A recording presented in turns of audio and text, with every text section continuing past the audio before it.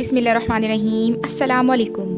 دیکھنا کبھی کسی پہ ظلم نہ کرنا، ایک بہت ہی پیارا بیان، سنیے آخر تک ضرور۔ ایران کے بادشاہ نے اپنے بیٹے کو پڑھانے کے لیے ایک استاد صاحب کا بندوبست کیا اور انہیں کہا کہ میرے بچے کو دین پڑھائیے، میں چاہتا ہوں کہ کل اسے حکومت کو سنبھالنا ہے تو یہ دین سے آگاہ ہو جائے، اسے کچھ سکھائیے، پڑھائیے۔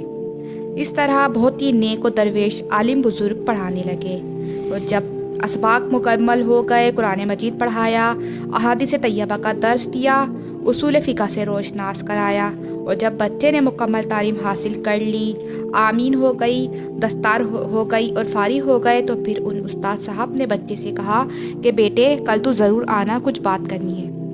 شہزادہ ملنے گیا تو استاد صاحب نے کنڈی لگا لی، ہاتھ میں درہ پکڑا اور اتنا مارا کہ پورے وجود کو زخمی کر دیا، جبکہ اس شہزادے کی کوئی غلطی بھی نہیں تھی۔ وہ شہزادہ اپنے باپ کے پاس آیا اور کہنے لگا کہ مجھے سمجھ نہیں آتی کہ میں نے کچھ بھی نہیں کرا، لیکن استاد صاحب نے مجھے بہت مارا ہے۔ والد صاحب بڑے سمجھدار تھے، کہنے لگے بیٹا استاد باپ ہوتا ہے، وہ زیادتی نہیں کرتا، کوئی بات ہوگی لیکن میں تیرے استاد کو کٹہرے میں نہیں بلاؤں گا۔ پھر وہ بچہ اپنی ماں سے بات کرنے گیا تو اماں نے کہا کہ بیٹا میں تیرے باپ سے کیسے بات کروں، ڈر لگتا ہے۔ اس طرح وقت گزر گیا اور 20 سال بیت گئے۔ اس بادشاہ کا انتقال ہو گیا اور وہ بچہ جو پہلے شہزادہ تھا وہ تخت پر بیٹھ گیا اور بادشاہ بن گیا، اور بادشاہ بنتے ہی اس نے سب سے پہلے حکم یہ دیا کہ میرے استاد کو بلاؤ۔ وہ استاد اس وقت بہت بوڑھے ہو گئے تھے، چھڑی کے زور پر ٹیک لگا کر آئے، بھویں ان کی سفید ہو گئی تھیں، آنکھیں جھک گئی تھیں، بڑی مشکل سے آنکھیں کھول کر دیکھا اور کہنے لگے کہ شہزادے کیا حکم ہے؟ تو اس نے کہا کہ اب میں شہزادہ نہیں ہوں، میں بادشاہ بن گیا ہوں۔ استاد جی 20 سال بیت گئے ہیں، یاد ہے آپ نے مجھ بے قصور کو مارا تھا؟ وہ درد نہ میری روح سے گیا ہے اور نہ جسم سے۔ اس وقت میں بے اختیار تھا، پوچھ نہیں سکتا تھا، لیکن آج با اختیار ہوا ہوں، اور سب سے پہلے میں نے یہ حکم دیا ہے کہ آپ کو بلایا ہے۔ اب آپ بتائیں کہ مجھے کیوں مارا تھا، میری کیا زیادتی تھی، آج آپ ضرور بتائیں۔ تو ان بوڑھے استاد کی آنکھیں آنسوؤں سے بھر گئیں، کہنے لگے بیٹے بس آج کے دن کے لیے ہی تجھے مارا تھا، میں چاہتا تھا کہ میری زندگی میں یہ وقت آئے، اور آج میری یہ مراد پوری ہو گئی۔ تو وہ بادشاہ کہنے لگا کہ آپ مجھے بھی سمجھائیں۔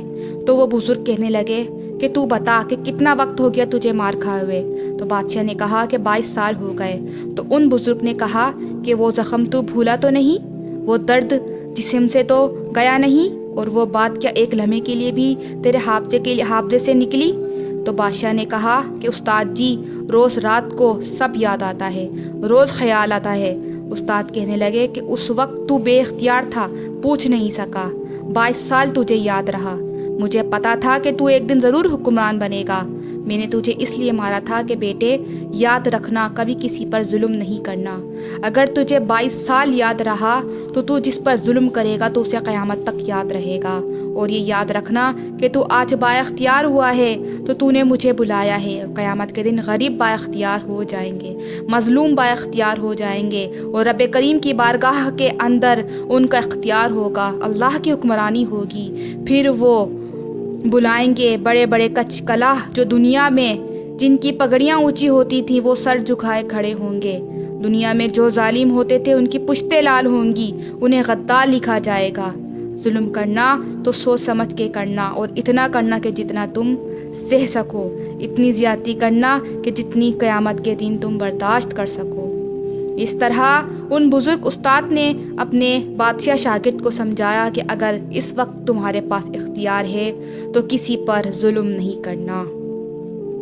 میرے پیارے آقا صلی اللہ علیہ وسلم نے فرمایا کہ ظلم سے بچو، یہ قیامت کے اندھیروں میں سے ایک اندھیرا ہوگا۔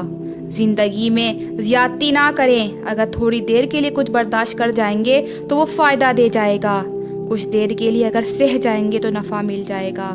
سہنے کی کوشش کریں لیکن زیادتی نہ کریں، اور کسی پر ظلم نہ کریں، کسی کا دل نہ دکھائیں۔ شکریہ۔